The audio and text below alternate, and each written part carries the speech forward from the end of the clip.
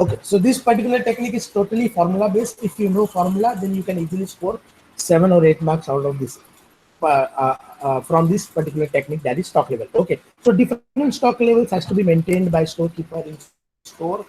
That is maximum level, minimum level, reorder level. Even sometimes they have to keep the danger level, buffer stock level, etc. So we should know how to calculate maximum level, minimum level, then the reorder level when storekeeper has to go for replacement of order, replacement of material. Okay, so as I said, it is totally formula based. If you know formula, then it is very easy to calculate all the levels, and it is also very easy to score 7 or 8 marks. This question can be asked for either 7 or 8 marks. So maximum level can be calculated by using this formula. Now I already explained you maximum level is what factor to be considered while deciding maximum level. So today we'll see only the formulas and then practical question on that. So maximum level can be can be calculated by using this formula, that is reorder level plus reorder quantity. See, if reorder level we have to calculate, but reorder quantity if it is given, then we can use directly. But if reorder quantity is not given, we have to calculate by using economic order quantity wala formula. Okay, so reorder level plus reorder quantity minus minimum consumption into minimum reorder period. Now everything will be given to us. The consumption rate will be given, then the lead time will be given to us, maximum, minimum, reorder level will be given to us. Sometimes reorder quantity also will be given to us. We should know formula only. We apply this formula, put the figure, you will get your answer maximum level. Okay. Then the second is minimum level. Now, how to decide minimum level? This is very important according to me. यहाँ पे बच्चे mistake करते हैं. Minimum level कैसे decide करना है? तो उसके लिए formula क्या है? Minimum level is equal to reorder level, right? Reorder level C minus, अब यहाँ पे देखो नॉर्मल और एवरेज कंजम्पशन, ओके, नॉर्मल और एवरेज कंजम्पशन इनटू नॉर्मल और can say average reorder period. Please remember this formula. Whenever normal consumption is given in your question, please remember normal consumption is given, we use normal consumption instead of average. Normal consumption is not given, we have to use average consumption. How to get average consumption? Minimum maximum दिया रहेगा, उसका average निकालो तो वो आपका रहेगा average consumption. Okay, so either we'll use normal or average. If normal is not given, then only we'll use average consumption into normal reorder period. If normal reorder period is given, we use normal reorder period. Otherwise we have to use average reorder period. तो ये formula में mistake करना नहीं है. आपको पहले question read करके आपको देखना है whether normal consumption is given, whether normal reorder period is given. If it is not given, then we have to use average consumption and average reorder period. Okay, उसके बाद फिर ये तो सबसे पहले हमें निकालना है रीऑर्डर, क्योंकि रीऑर्डर लेवल सभी फॉर्मूला में आते हैं. Reorder level is equal to maximum consumption into maximum reorder period, right? So maximum consumption into maximum reorder. Very simple formula. This formula will use to calculate or to find out reorder level. इसके बाद होता है फिर average level भी कभी कभी पूछते हैं. Average stock level, average stock level is equal to maximum level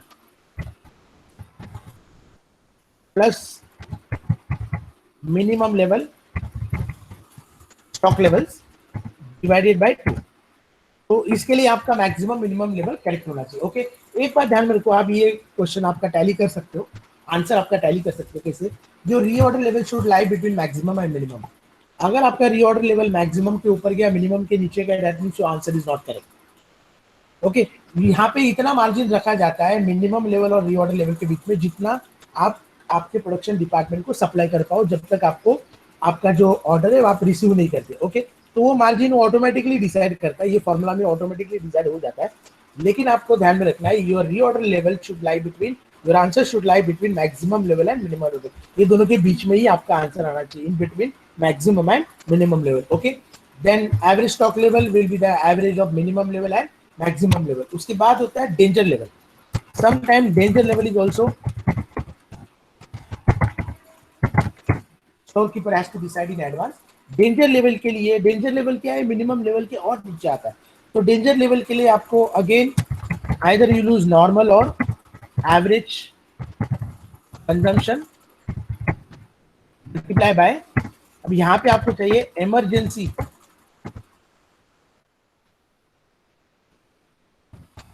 री ऑर्डर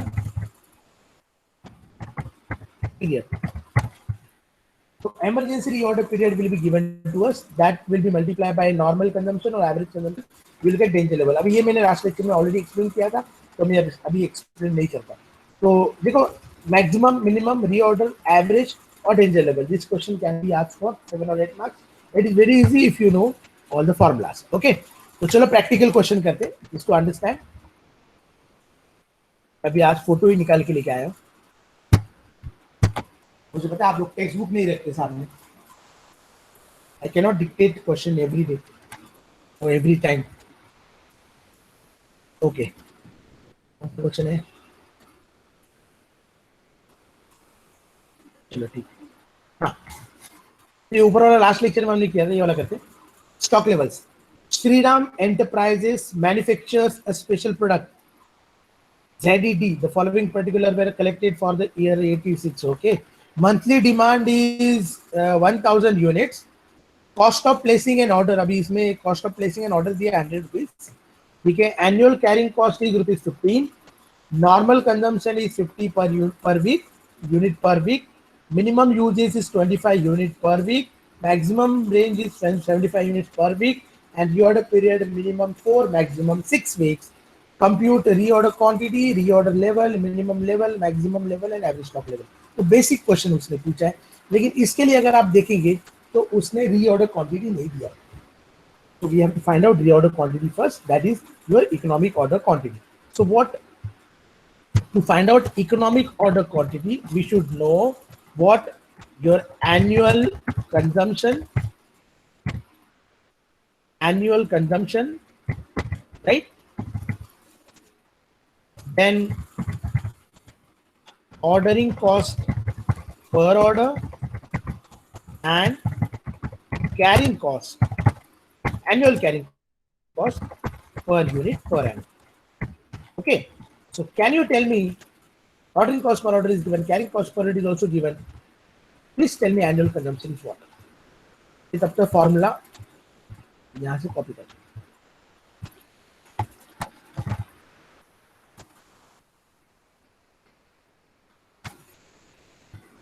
प्लीज टेल मी। ये देखो, ये क्वेश्चन है आपके सामने, इधर रखा हूं मैं। Monthly demand is 1000 unit, cost of placing an order is 100 rupees, then annual carrying cost is 15 rupees, normal usages दिया है 50 per unit, 50 unit per week, minimum uses is 25 unit per week, maximum uses is 75 unit per week, and reorder period is 4 to 6 weeks. Just tell me, as we need economic order quantity first, just tell me annual consumption is what? चलो, visual, are you there? हाँ sir, yes sir, present. ठीक है, चलो, what I'm asking is tell me annual consumption फटाफट।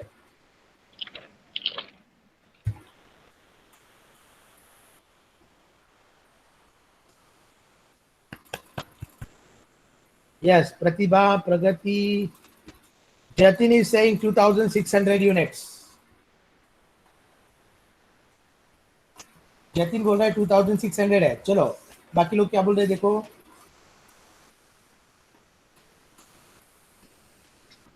500 units। 500 units। Okay,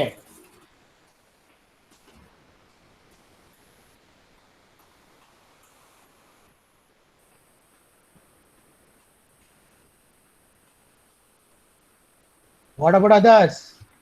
I got only one answer. Jatin is saying 2600।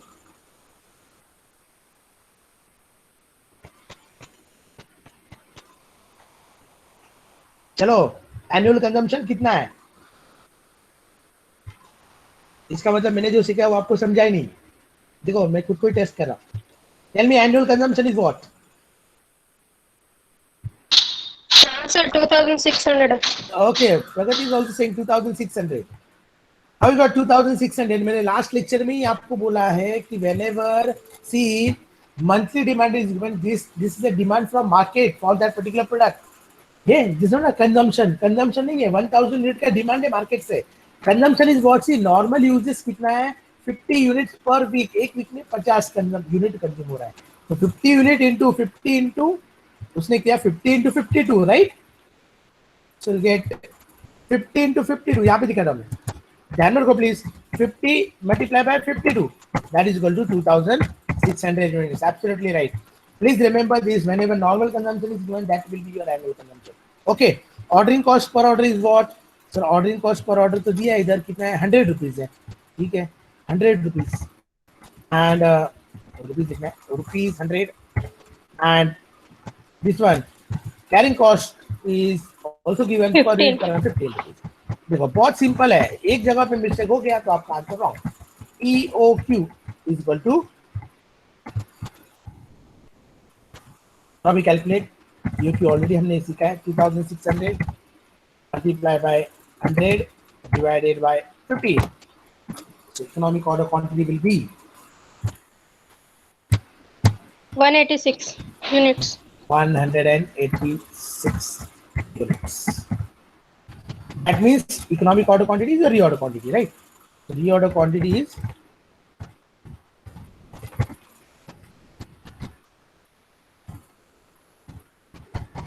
Reorder quantity 186 unit. तो ये question, ऐसे question वो पूछेगा 8 मार्क के लिए. सिंपली आपको रीऑर्डर क्वांटिटी एग्जाम में नहीं देगा, वो आपको निकालने बोलेगा.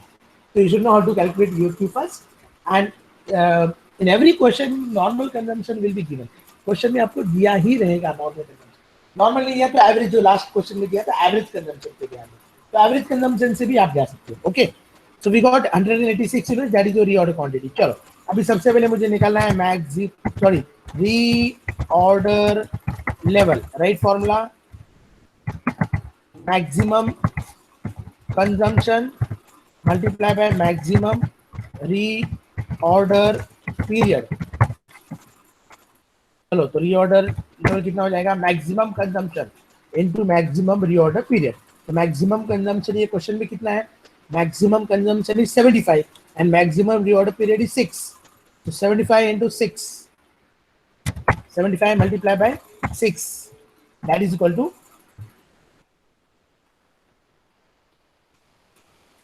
450.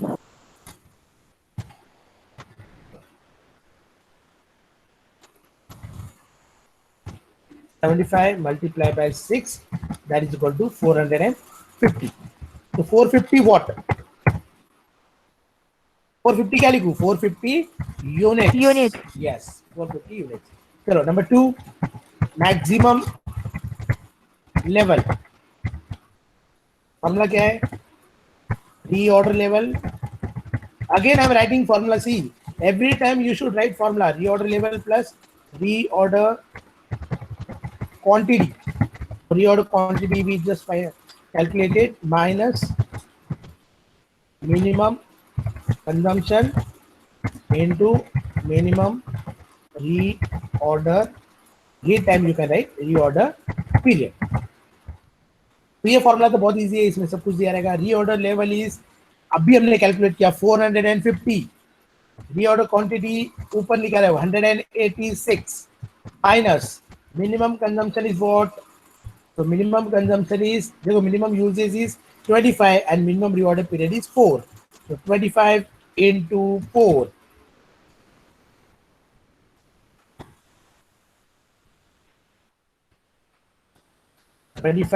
into 4. Tell me answer directly. 100 हो गया. Maximum level will be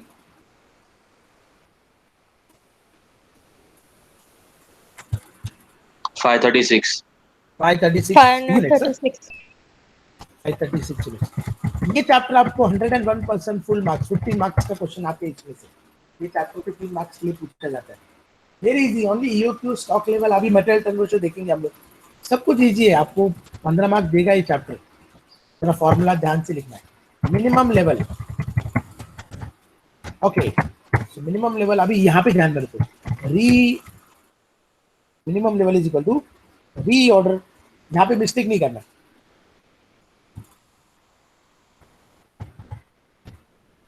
minus. Now here you can see normal consumption is given, right? So I'll write normal consumption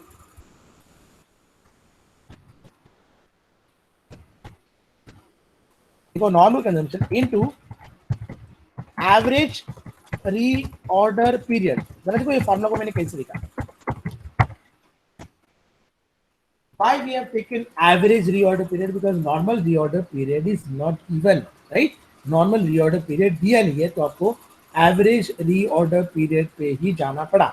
तो ये जरा फॉर्मूला जब लिखोगे तभी ध्यान में रखना है. Normal consumption is given, we'll use normal consumption.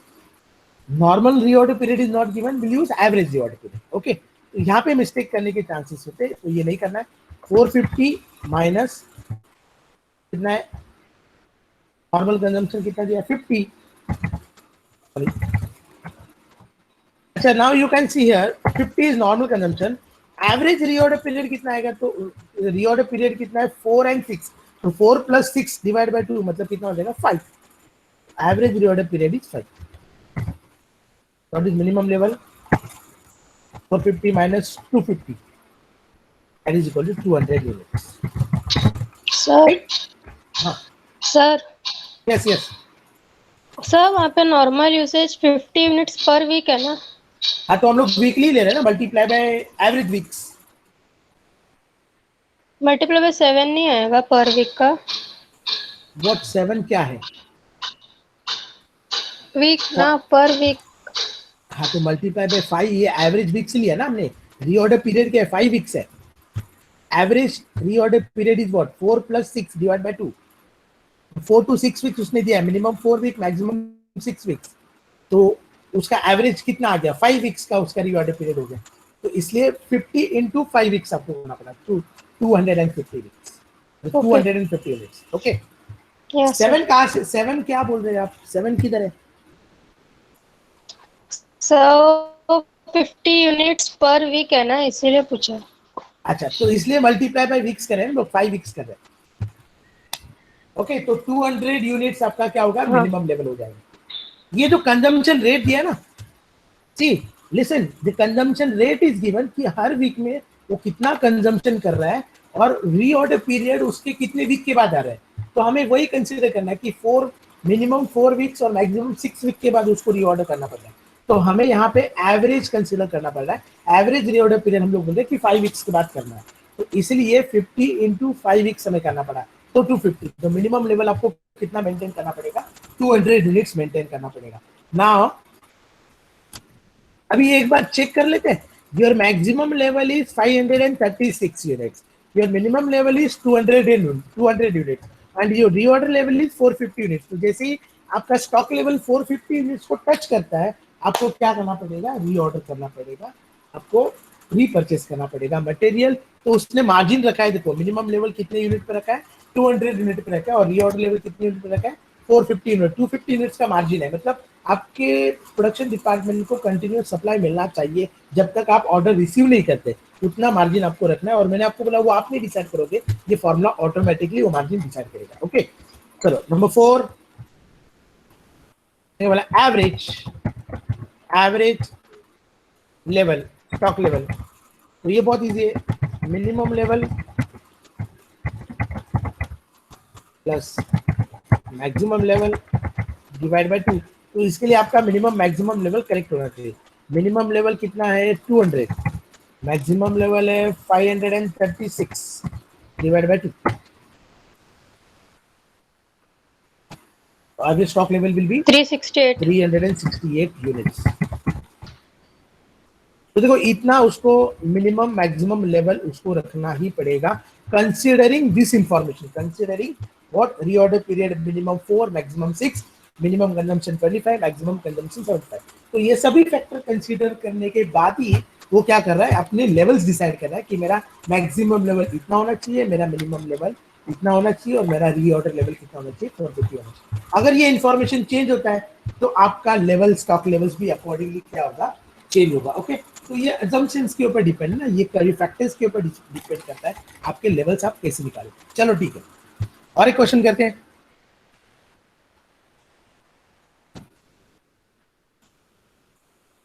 अब ये वाला क्वेश्चन देखो,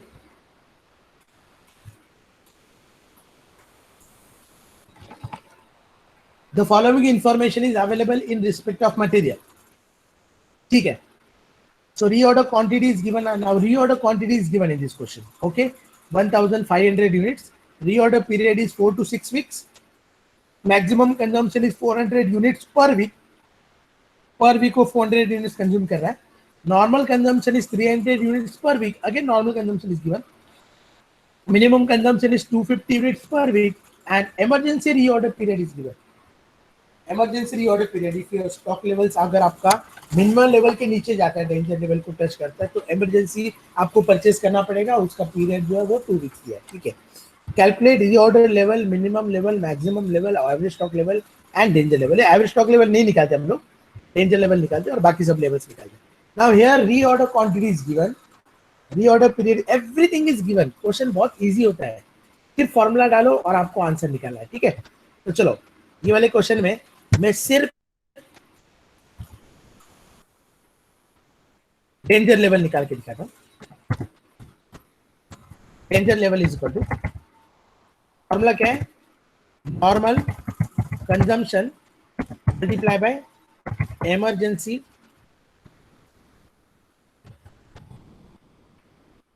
रीऑर्डर पीरियड। अगर आप आईपीसीसी के क्वेश्चन जरा देखने जाओगे तो वहां पे इमरजेंसी रीऑर्डर पीरियड जो होता है आपका, वो नहीं दिया रहेगा क्वेश्चन में, वो निकालना पड़ता है। लेकिन हाँ, हमें सब बेसिक क्वेश्चन करने, where everything is given, undergraduate level पे वो लेवल पे हमें नहीं जाना है, तो everything will be given, just apply formula and get your answer. So emergency period is 2 week and normal consumption is 300, तो डायरेक्टली आपको आंसर मिल जाएगा 300 multiply by 2 week, that is equal to 600। तो देखो कितना इजी हो गया आपको 8 मार्क मिलना, कुछ भी नहीं है उसमें, डिफिकल्टी कुछ भी नहीं होता है। सिर्फ मिनिमम लेवल जब आप कैलकुलेट करोगे तभी आपको ध्यान में रखना है कि नॉर्मल कंजम्पशन दिया है तो नॉर्मल कंजम्पशन कंसीडर करोगे, और एवरेज रीऑर्डर पीरियड किया है तो average reorder period, sorry normal reorder period किया है तो नॉर्मल रीऑर्डर पीरियड लोगे, otherwise will consider average reorder period. Okay, so I hope you understand this second the important technique of inventory control, that is stock level, how to calculate all the stock levels. Now we'll see another technique, that is number 3, that is inventory or material turnover ratio. Material turnover ratio, inventory turnover ratio. अब ये technique भी बहुत easy है, आपने already last year में सीखा है। Stock turnover ratio में आपने सीखा ही है कि how to calculate stock turnover ratio. चलो कोई मुझे इंटरप्रिटेशन बताएगा stock turnover ratio. Stock turnover ratio is calculated to for what purpose? Finish stock turnover ratio, जो भी आपका फिनिश स्टॉक है उसका टर्नओवर रेशियो हम लोग कैलकुलेट करते थे एसवाई बीकॉम में, आपने रेशियो एनालिसिस में आपने सीखा। उसका इंटरप्रिटेशन क्या होता था स्टॉक टर्नओवर रेशियो का, और उसके बाद हम लोग स्टॉक वेलोसिटी भी फाइंड आउट करते थे। तो why stock turnover ratio is calculated? कोई बताएगा फटाफट? स्टॉक टर्नओवर रेशियो, फिर हम लोग देखेंगे मटेरियल टर्नओवर रेशियो।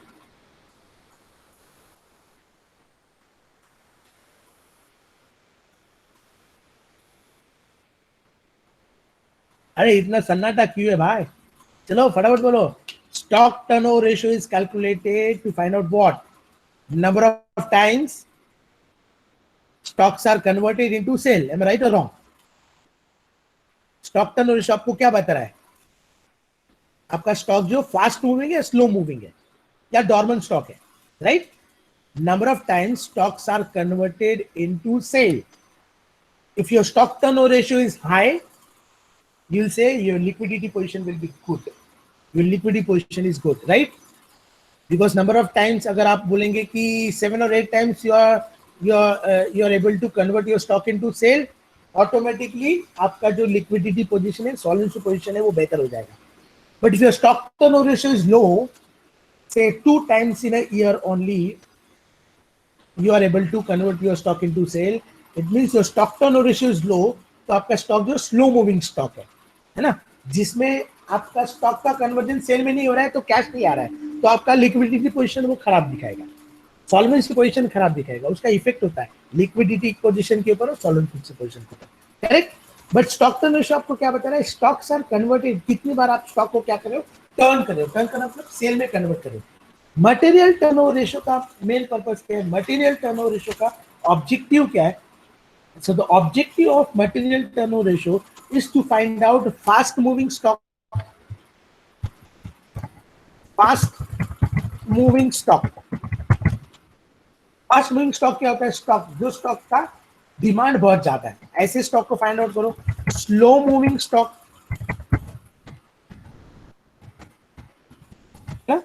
जो स्टॉक को डिमांड बहुत कम है, ऐसे स्टॉक को फाइंड आउट करो। डॉर्मेंट स्टॉक है ना, stock having no demand at present लेकिन फ्यूचर में हो सकता है, या फिर absolute stock,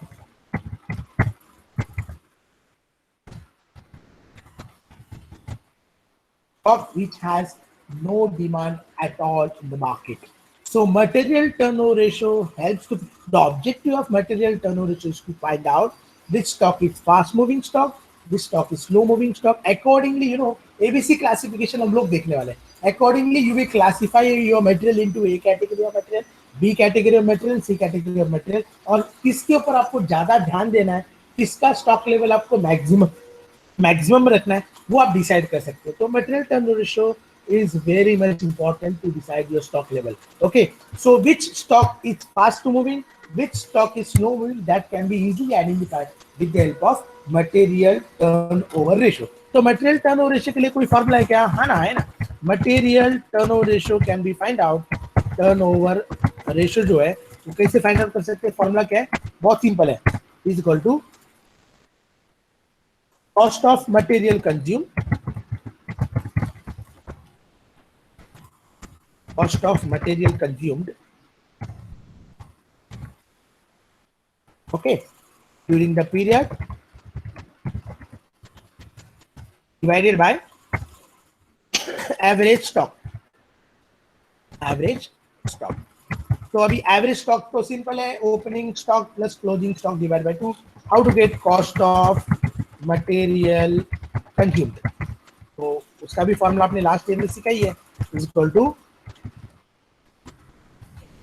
opening stock of material plus purchases of material, okay, plus purchase expenses incurred at the time of purchase of material, purchase expenses minus closing stock of material. Okay, so this formula will apply to find out cost of material consumed.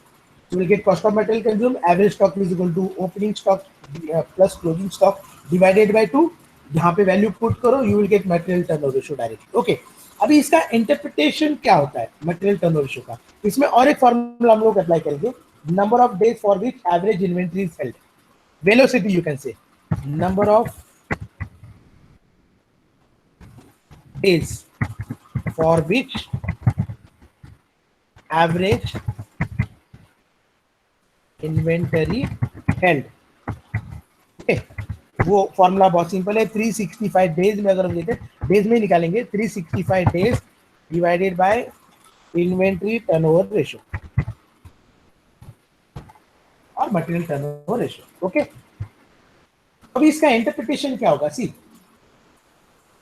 सबसे पहले तो ये ratio आपको क्या बता रहा है, it indicate the speed at which inventory is consume, कौन से स्पीड से आपका इन्वेंटरी टर्नओवर रेशियो आपको क्या बता रहा है, कि the speed at which the inventory consume. In general high ratio indicate, अगर आपका इन्वेंटरी रेशियो बहुत हाई है, high ratio indicate fast moving stock, the stock is fast moving, and low ratio indicate slow moving stock, right? If your if stock material turnover ratio is very high, you can say your stock is fast moving stock. Then accordingly you have to maintain the higher stock level for this category of material, correct? क्योंकि fast moving stock का और एक problem ये हो सकता है कि आपका स्टॉक बहुत ज्यादा कंज्यूम हो रहा है, सो देयर में भी possibility of frequent stock out, आपका प्रोडक्शन के ऊपर इफेक्ट हो सकता है, इसलिए ये स्टॉक का लेवल मैक्सिमम रखना पड़ता है आपको। ओके, अगर आपका मटेरियल टर्नओवर रेशियो बहुत कम है, if it is very low, that means your material is slow moving material, slow moving stock. Okay, तो स्लो मूविंग स्टॉक का जो है मटेरियल का लेवल जो है वो आपको डिसाइड करना पड़ता है कि अगर आपका मटेरियल स्लो मूविंग कैटेगरी में आ रहा है तो उसका स्टॉक लेवल आपको मैक्सिमम नहीं रखना है, उसका मिनिमम रखना है। अगर आप मैक्सिमम लेवल रखोगे तो वहां पे पॉसिबिलिटी है आपका कैरिंग कॉस्ट ऑटोमेटिकली बढ़ेगा, क्योंकि इसका कंजम्पशन रेट बहुत कम है। ओके, तीसरा होता है डॉर्मेंट स्टॉक। डॉर्मेंट स्टॉक में क्या है, जो स्टॉक का जो डिमांड है प्रेजेंट में नहीं लेकिन फ्यूचर में आ सकता है।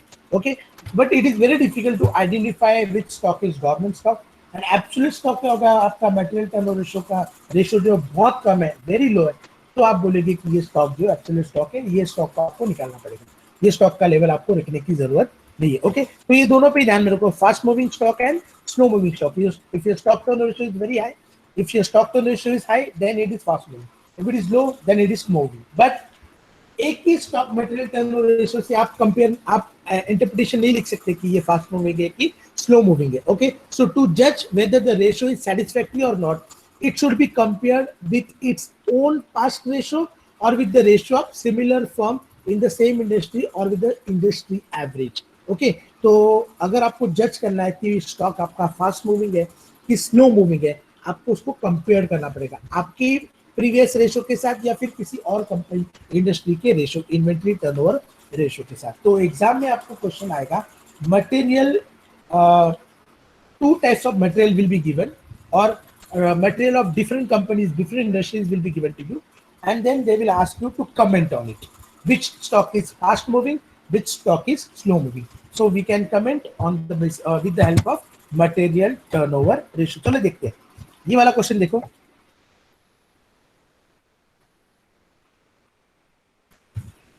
Okay, now you can C question बहुत सिंपल दे रहे हैं, उसमें कुछ भी डिफिकल्ट मुझे यहाँ पे तो नहीं दिखाई दे रहा है।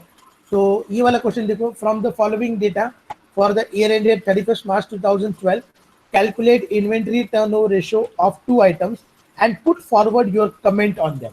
So we have to write comment. Comment will be what, whether the material A or material B is slow moving or fast moving. So as I said, by comparing only we can judge whether material A or material B is slow moving or fast moving. So for that we have to calculate the material turnover ratio for material A as well as material turnover ratio for material B, or even the number of days for which inventory is held by material A and material B. Both we have to calculate first. चलो, तो ये वाले question में देखो क्या दिया, opening stock is given for material A it is 10,000, for material B is 9,000, purchases is given for material A it is 52,000, material B 27,000, and closing stock is also given for material A 6,000, material B 11,000। Everything is given, हमें सिर्फ formula apply करना और answer निकालना। चलो, तो यहाँ पे लिखता हूँ मैं मटेरियल ए, फॉर्मूला एक ही बार लिखूंगा, material A, this is material B. Okay, चलो,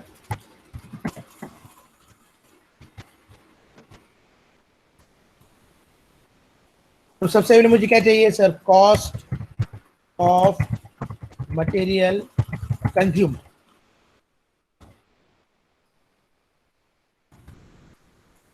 फॉर्मूला क्या है sir, cost of material consume is equal to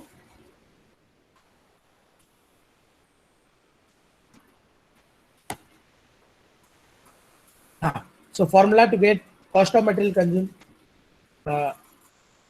is equal to opening stock plus purchases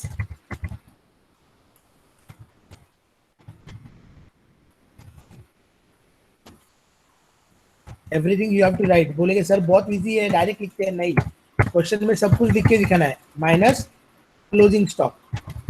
अभी इसमें परचेज एक्सपेंस नहीं दिया है तो लिखने की जरूरत नहीं है। ओके, तो चलो,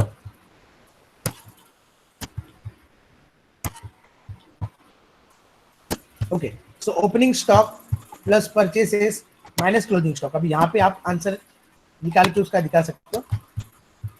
opening stock is 10,000, 52 minus 6,000, 10,000 plus 52,000 minus 6,000. Material B का 9,000 plus 27,000 minus 11,000. 9,000 plus 27,000 minus 11,000. Okay, ये कितना आएगा? 52, 62 में से 6,000 गया, 56,000. और ये कितना आएगा? 36 में से 25,000, right?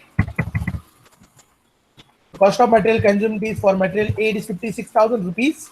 Sorry, right, rupees 56,000, and for material B it is rupees 25,000. Correct?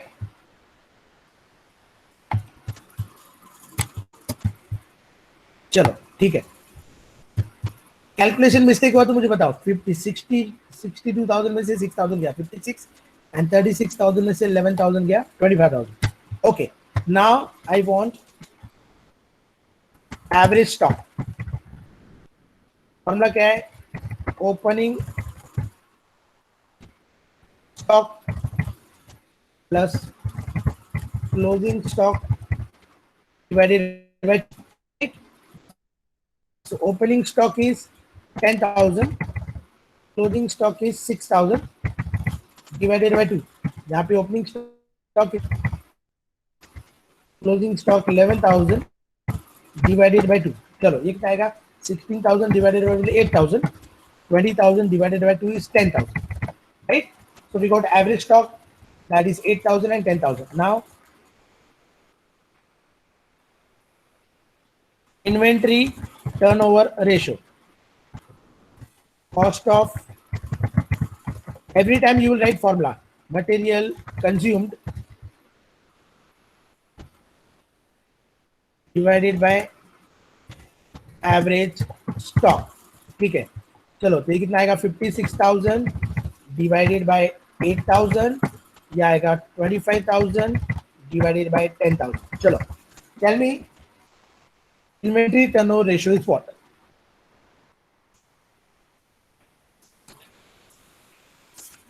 कितना आएगा inventory turnover ratio?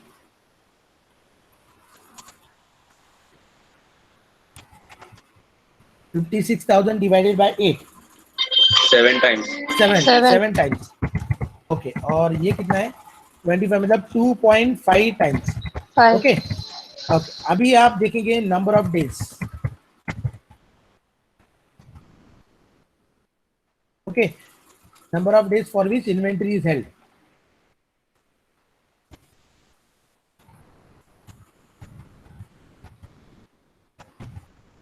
तो 365 डिवाइडेड बाय 7, 365 डिवाइडेड बाय 2.5. अभी आंसर तो मुझे मिल गया ऑलरेडी. तो ये कितना आएगा? 7 मतलब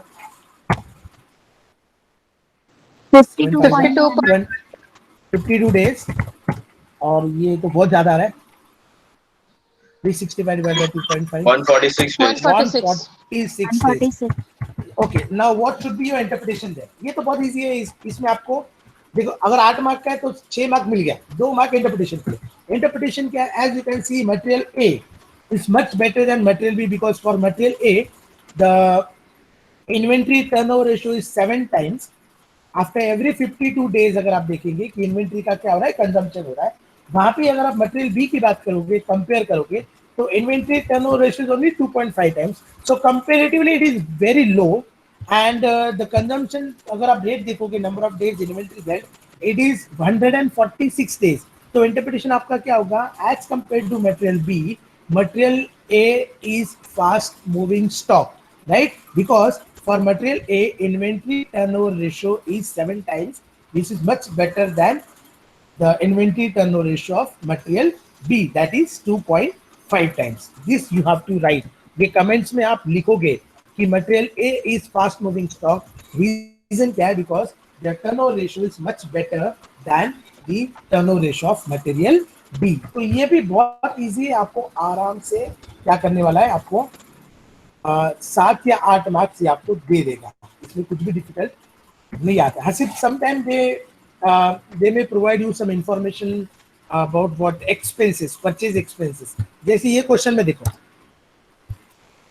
ये वाले क्वेश्चन में देखो क्या दिया है। ये क्वेश्चन मैंने ऑब्जेक्टिव में डाला था लास्ट ईयर में, तो जरा देखो क्या है ऑब्जेक्टिव में डाला था, क्या डाला था क्वेश्चन, बहुत ज्यादा जरूरी है। हाँ, नाउ सी दिस क्वेश्चन, बाकी क्वेश्चन सेम है। ये क्वेश्चन देखो, and supplies you the following information regarding the year ended 31st मार्च, ठीक है। Cash cell, credit sale, return inward, opening stock, closing stock, gross profit ratio is 25%, find out inventory turnover. Inventory turnover find out करना है। तो अभी inventory turnover का formula तो भी मुझे पता है कि cost of material consume divided by average stock. Average stock यहाँ पे डायरेक्टली मिल जाएगा, ओपनिंग क्लोजिंग दिया है, कोई मुझे बताएगा इसमें कॉस्ट ऑफ मटेरियल कंज्यूम कितना। अभी यहाँ पे आंसर दिया है तो वो मुझे मत बता, कैसे फाइंड आउट करोगे मुझे बता। Cost of material consume is what, ये मैं ऑब्जेक्टिव में डाला था क्वेश्चन, ऑब्जेक्टिव में आ सकता है ऐसे क्वेश्चन कॉपी के एग्जाम में।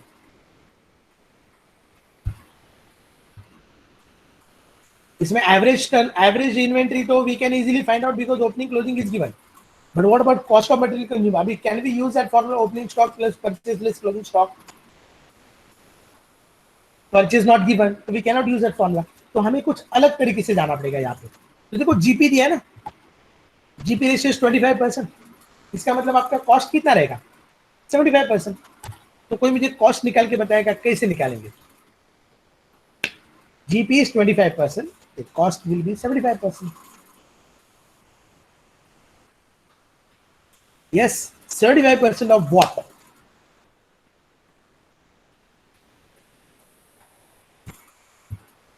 ये ऑब्जेक्टिव के लिए क्वेश्चन पूछा, चैट बॉक्स में आप आंसर लिख के बता सकते हो। रिटर्न इनवर्ड का 75%। जीपी किसके निकालते हैं, gross profit ratio is 25%, sales sales का निकालते हैं ना, ठीक है। तो सेल्स आपका कितना है, सेल्स तो दिया है 2,80,000, 2,80,000 बच्चों ने, सभी बच्चों ने इसमें मिस्टेक किया था। और return inward is what, sales return less करके जो फिगर मिलेगा उस पे 25% आप निकालोगे तो जीपी मिलेगा, बैलेंसिंग फिगर आपका रहेगा, कॉस्ट डायरेक्ट 75% मार्जिन करके मिलेगा। तो 2,80,000 माइनस 10, 2,70,000, 2,70,000 का 75% मारो, आपको आंसर मिल जाएगा, divided by average stock 27,500. So 7.36 is your answer. That is your inventory turnover. So GP in this case, see whenever sale is given, GP is given, तो कैसे निकालना है आपको फॉर्मूला पता होना चाहिए। GP is equal to, GP कैसे मिलता है, या फिर gross profit equal to sales minus COGS, right, ये फॉर्मूला है ना, sale minus COGS is equal to GP। तो अगर आप देखेंगे GP 25% है हमारे पास, COGS 75% का, तो सेल आपको दिया है 2,80,000, उसमें 10,000 आपका रिटर्न है, तो 2,70,000, तो 2,70,000 का 75% मानो directly, you'll get your answer. तो आंसर यहाँ पे दिया, okay.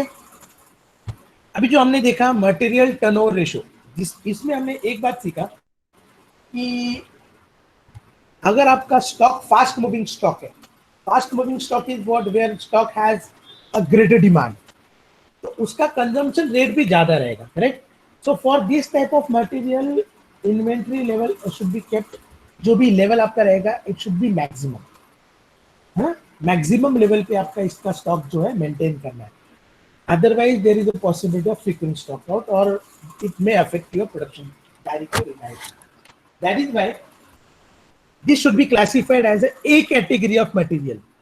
A category of material जो होता है ABC क्लासिफिकेशन में, एक कैटेगरी ऑफ मटेरियल जो होता है वो फास्ट मूविंग स्टॉक होता है हमेशा, जिसपे मैनेजमेंट को ज्यादा कॉन्सेंट्रेट करना पड़ता है क्योंकि उसका कंजम्पशन रेट बहुत ज्यादा है, उसका डिमांड बहुत ज्यादा। तो ABC क्लासिफिकेशन हम लोग जो सीखने वाले, उसमें हम लोग मटेरियल टर्नओवर रेशियो का थोड़ा सा हेल्प लेंगे, बट वो हम लोग नेक्स्ट लेक्चर में कवर करेंगे। ABC क्लासिफिकेशन फॉर उस पे कोई भी प्रैक्टिकल क्वेश्चन आता नहीं, you only should know how to classify material into A category of material, B category of material, C category of material, and then where maximum control is required whether on A category of material, B category of material, C category of material. कौन से material में, कौन सी category में आपको ज्यादा control रखने की जरूरत है, वो हम लोग नेक्स्ट लेक्चर में देखते हैं. ओके, मुझे आपका अटेंडेंस लेने दो.